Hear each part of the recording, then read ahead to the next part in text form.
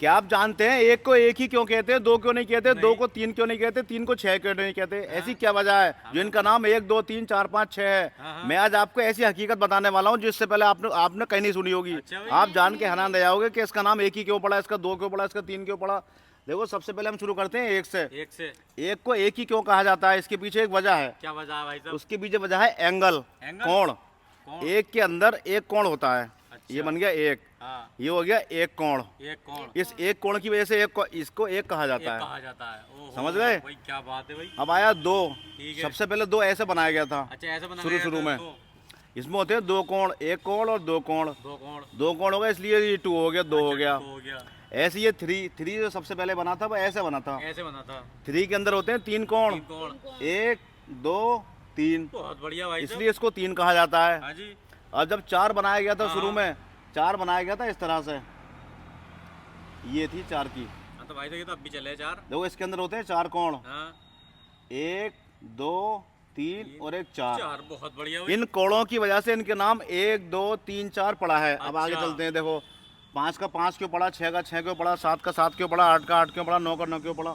चार तक हो गए। हाँ हाँ। अब आते हैं पाँच। पाँच। पाँच सबसे पहले ऐसा बनाया गया था। ओ ये पाँच। अब देखो इसके अंदर कितने कोण होते हैं, कौन है? एक दो तीन चार, चार हो गए। हाँ। होने चाहिए कितने, पाँच। पाँच। तो इसमें जो है ना यहाँ पर देखो ये हो गए छः। अच्छा। एक कोण यहाँ पे था इस तरह से, तो एक दो तीन चार पाँच, इसलिए इसको पाँच कहा गया। ठीक है। अब आते हैं छः पे। छः छः को छः ही क्यों कहा जाता है? छः जो बनाया गया था शुरू में इस तरह से बनाया गया था, अब तो हम गोल करके लिख देते हैं। ठीक है। इसके अंदर देखो कितने कोण होते हैं, हाँ। एक दो तीन चार पाँच और एक छः। छः बहुत बढ़िया भाई। पाँच के अंदर पाँच कोण, छः के अंदर छः कोण, छः इसलिए कोण। इसको सात का इसलिए इसको छः कहा जाता छः है। कहा जाता है। अब आया सात। सात। ये अब ऐसे लिखा जाता है सात। हाँ। शुरू में सात को इस तरह से लिखते थे अच्छा इस तरह से लिखते शुरू थे। में।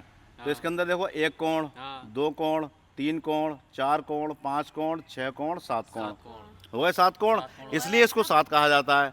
अब आते हैं आठ पे। आठ पे। आठ सबसे पहले इस तरह बनाया गया था, अब तो हम गोल करके लिखते हैं। ठीक।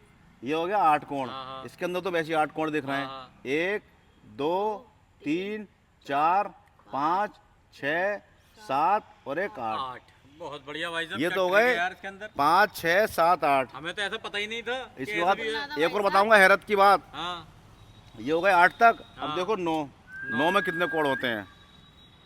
देखो नौ इस तरह से बनाया गया था सबसे पहले, अच्छा। एक दो तीन चार पाँच छः सात आठ नौ। तो नौ बहुत बढ़िया भाई साहब। क्या बात है यार। कमाल कर दिया अब आप कहेंगे 10। 10। ये गिनती जो थी जीरो से लेके नौ तक नौ तक थी। उसके बाद हम एक में जीरो जोड़ेंगे, हाँ। फिर एक में दो जोड़ेंगे 12 हो गए, एक में हाँ। 3 जोड़ेंगे 13 हो गए। हाँ। जीरो बनाया गया था गोल, जीरो में कोई कोण नहीं है, इसलिए इसकी कोई वैल्यू नहीं है। अच्छा इसकी वैल्यू कब है? जब ये इसके अंक के आगे या पीछे लगेगा। साथ जुड़ेगा किसी के तो साथ। जीरो में कोई कोण नहीं था, इसलिए जीरो गोल बनाया गया था। तो आप समझ गए एक बहुत से लेके बढ़िया 9 भाई तक इनके नाम क्यों पड़े। क्या ट्रिक ये सिखाई? जानकारी आपसे पहले आपको पता थी? नहीं बताइए। ये बिल्कुल नई चीज़ है, बहुत कम लोग जानते हैं इसके बारे में।